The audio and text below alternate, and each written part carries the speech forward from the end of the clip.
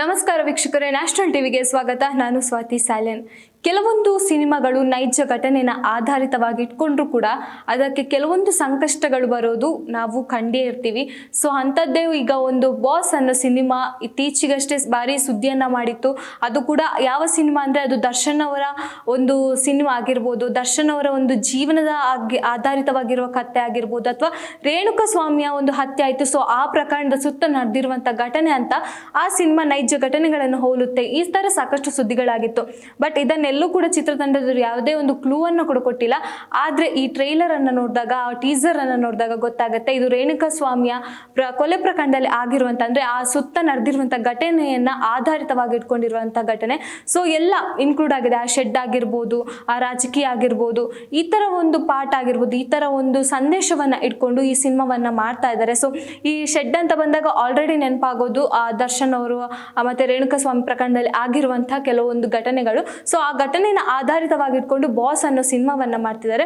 But ಈಗ boss cinema ಮೊನ್ನೆ ಎಷ್ಟು ಹೈಪ್ ಅನ್ನು ಕೊಟ್ಟಿತ್ತು, ಇದೀಗ ಅದಕ್ಕೆ ಕುಗ್ಗುವಂತ ಪರಿಸ್ಥಿತಿ ಬಂದಿದೆ. ಯಾಕಂದ್ರೆ ದರ್ಶನ್ ಅವರ ಪರವಾದ ಲಾಯರ್ ಈ ಸಿನಿಮಾಕ್ಕೆ ನೋಟಿಸ್ ಅನ್ನ ಕಳಿಸಿದ್ದಾರೆ. ಸೊ ಸೆನ್ಸಾರ್ ಮಂಡಳಿಗೆ ನೋಟಿಸ್ ಅನ್ನ ಕಳಿಸಿದ್ದಾರೆ, ಈ ಸಿನಿಮಾವನ್ನ ಬಿಡುಗಡೆ ಮಾಡಬಾರ್ದು ಅನ್ನೋ ರೀತಿಯಲ್ಲಿ.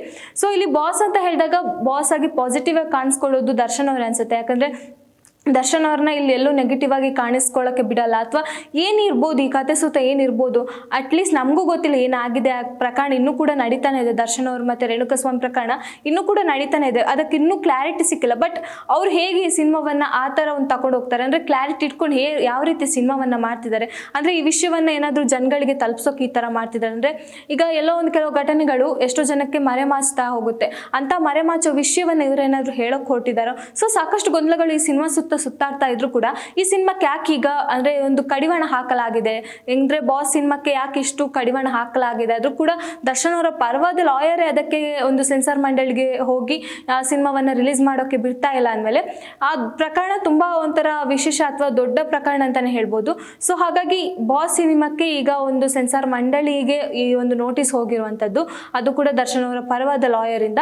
ಹಾಗಾಗಿ ಇದು ರೇಣುಕಾ ಸ್ವಾಮಿಯ ಸುತ್ತ ನಡೆದಿರುವಂತಹ ಕೊಲೆ ಪ್ರಕರಣಕ್ಕೆ ಸಂಬಂಧಿಸಿದಂತ ಕಥೆನೇ ಆಗಿದ್ರೆ ಅದನ್ನ ಯಾಕೆ ರಿಲೀಸ್ ಮಾಡಕ್ಕೆ ಬಿಡ್ತಾ ಇಲ್ಲ. ಇದೀಗ ಕೇಸ್ ಕೂಡ ನಡೀತಾ ಇದೆ. ಆದ್ರೂ ಕೂಡ ಇದು ಅಂಥದ್ದೇ ಸಿನಿಮಾ ಅಲ್ಲ ಅಂತಾದ್ರೆ ಅದನ್ನ ಬಿಡ್ಬೋದು. ಬಟ್ ಆ ಲಾಯರು ಅದನ್ನ ಬಿಡ್ತಿಲ್ಲ ಅಂದಮೇಲೆ ಆ ರೇಣುಕಾ ಸ್ವಾಮಿ ಪ್ರಕರಣದ ಸುತ್ತ ನಡೆಯುವಂತ ಘಟನೆಗಳ ಆಧಾರಿತವಾಗಿಟ್ಕೊಂಡು ಈ ಸಿನಿಮಾವನ್ನ ಮಾಡ್ತಾ ಇದ್ದಾರೆ ಅನ್ನೋದು ಕೂಡ ಒಂದು ಕಡೆ ಎಲ್ಲೋ ಒಂದ್ ಕಡೆ 50% ನಮ್ಗೆ ಖಾತ್ರಿ ಆಗುವಂತ ವಿಷಯ.